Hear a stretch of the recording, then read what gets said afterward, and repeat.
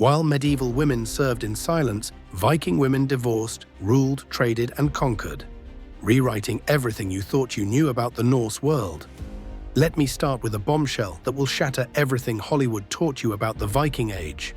When archaeologists discovered the most elaborate warrior grave in Birka, Sweden, complete with weapons, 2 horses, and strategic game pieces, they assumed it belonged to a high-ranking male military commander. For over a century, this assumption went unchallenged. But in 2017, DNA analysis revealed the ultimate plot twist. The warrior was a woman. This wasn't just any woman. She was buried with a sword, axe, fighting knife, lances, shields, and 25 armor-piercing arrows, suggesting she was an experienced mounted archer and military strategist. But here's the kicker: she's not alone. Archaeologists have now discovered about 30 women's burials with weapons across Sweden, Norway, and Denmark. But wait, there's more shocking news coming. Viking women didn't just fight battles, they could literally kick their husbands out of the house and keep all their property. Here's a secret that would make modern feminists weep with joy. Viking women had divorce rights that were centuries ahead of their time. While women in most of medieval Europe were treated as property, Norse women could divorce their husbands for reasons that sound surprisingly modern. Get this: if a husband hit his wife 3 times, she could demand a divorce. If he sexually neglected her for 3 years, she was free to leave. If he settled in another country during his travels and didn't return to her bed, she could dissolve the marriage to protect herself from a life of loneliness.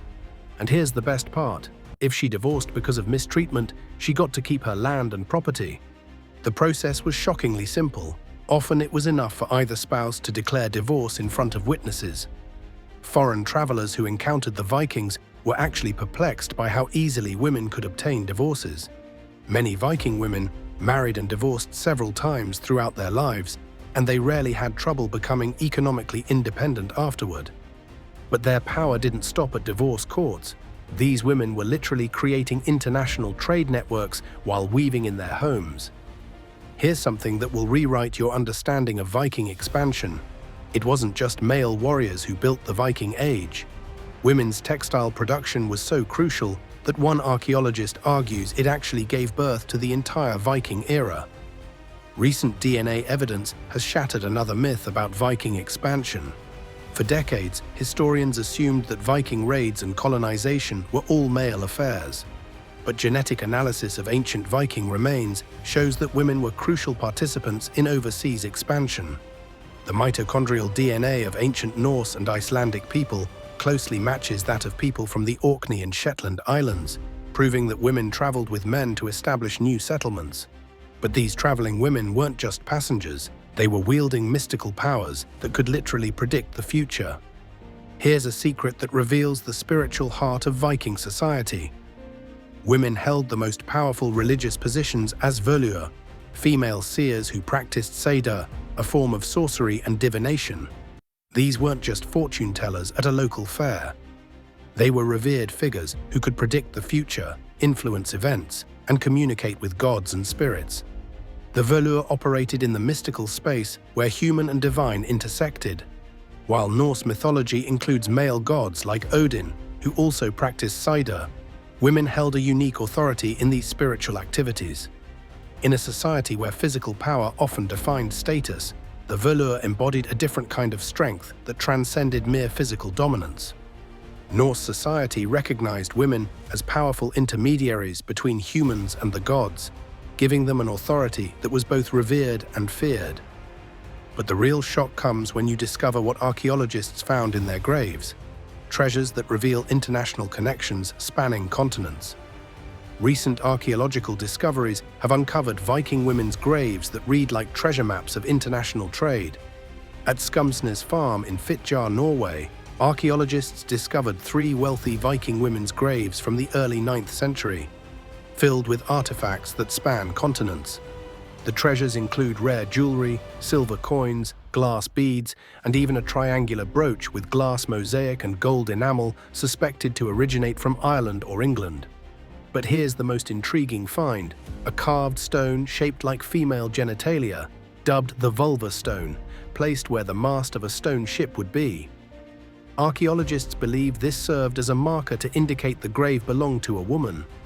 One woman was buried in an 18-foot boat on Senja Island, accompanied by her beloved dog and equipped with oval brooches, spindle whorls, and weaving tools that marked her as a high-ranking noblewoman. We believe the woman buried here held significant status locally and perhaps even across the region, said archaeologist Anja Roth-Niemi. These treasures reveal something even more shocking. Viking women weren't just local power players, they were running the entire household economy. Here's a symbol that reveals the true extent of Viking women's authority: the bronze keys they wore on their belts.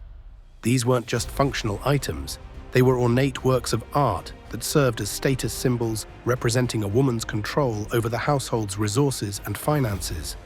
When a Viking woman married, she received the keys to the farm doors and treasure chests as a symbol of her new position and power. In the mainly agricultural Viking society, women managed household finances, supervised resources, and made important financial decisions. Some women even became traders and inherited substantial property. The responsibility was enormous. When men left on trading expeditions, raids, or hunts, women took complete control of the farm and household. They had to secure harvests, manage livestock, preserve food for harsh winters, and ensure the survival of everyone under their care. Viking women were expected to have knowledge of herbs to prepare medicine for the sick and wounded. But their daily lives were far more complex and demanding than you might imagine. Let me paint you a picture of what life was really like for a Viking woman. Meet Bodil, living in the Orkney Islands during the 10th century. Her husband has left on a trading voyage to Ireland, leaving her in complete charge of the farm. Her day begins before dawn in the cowshed, milking her modest herd. While working, she teaches her daughter these essential skills, knowing the girl could be married in just a few years. The longhouse, typically one large room where all of life happened, served as the center of domestic activity. Here, women cooked, entertained guests, cared for children and elderly relatives, and passed down knowledge through poems and stories that would later become the famous sagas. The mistress of the household was truly the fulcrum of Viking family life. But here's what might surprise you most: these barbarian women were actually more hygienic and fashionable than most medieval Europeans.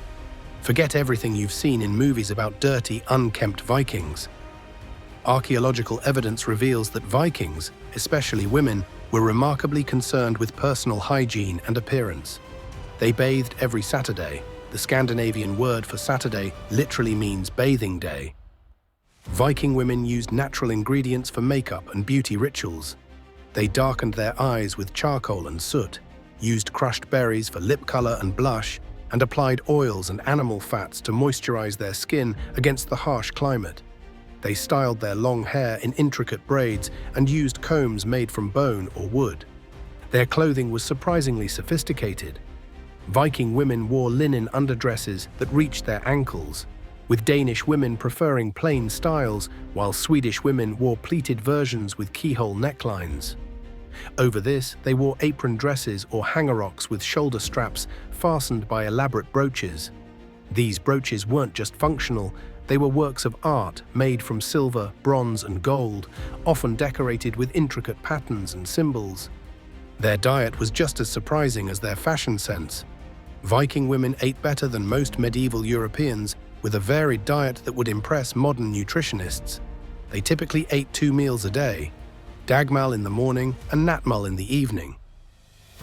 Their protein sources were incredibly diverse: fish like salmon, cod, herring, and shellfish; dairy products including milk, cheese, and fermented milk like skyr; and various meats including pork, beef, and even whale meat from beached whales. They supplemented this with vegetables, fruits, nuts, and grains, creating a diet rich in healthy fats and nutrients.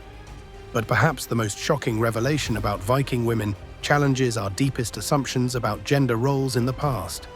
Here's the ultimate secret that transforms everything we thought we knew about medieval women. Viking society was centuries ahead of its time in gender equality. While women elsewhere in Europe were considered property, Norse women enjoyed legal rights that wouldn't be common in other societies for hundreds of years. Viking women could own property, including land, and were recognized as legal entities who could enter contracts, engage in trade, and participate in legal disputes. They could inherit substantial wealth and run their own businesses. Some Viking women even bankrolled major expeditions. One of the main Scandinavian ventures to North America was significantly funded by a woman who joined the journey herself. The evidence suggests that even organized piracy, Viking in the proper sense, may have been practiced by women. Historical accounts refer to a Red Girl who headed a Viking band in Ireland and invaded Munster in the 10th century. These weren't isolated incidents, but part of a consistent pattern, showing that Norse society accepted women into roles of leadership, politics, and military command. The impact of Viking women extended far beyond Scandinavia. When Vikings conquered and settled in places like Normandy, England, and Scotland, they brought their progressive views on women's rights with them. The genetic evidence shows that Viking women were active participants in colonization, establishing settlements, growing crops, and raising families that would blend Norse and local traditions. Today, Scandinavia remains one of the most gender-equal regions in the world, and this Viking legacy is still notable in how women expect to be treated as equals. The archaeological discoveries continue to rewrite our understanding, with each new find revealing that Viking women were much more prominent and powerful than previously thought.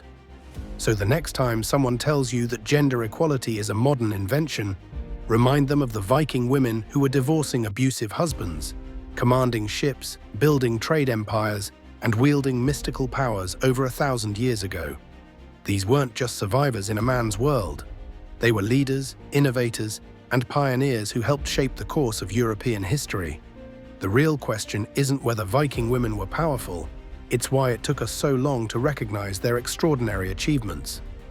So what are your thoughts on this? Let us know in the comments below, and don't forget to like and subscribe for more such content.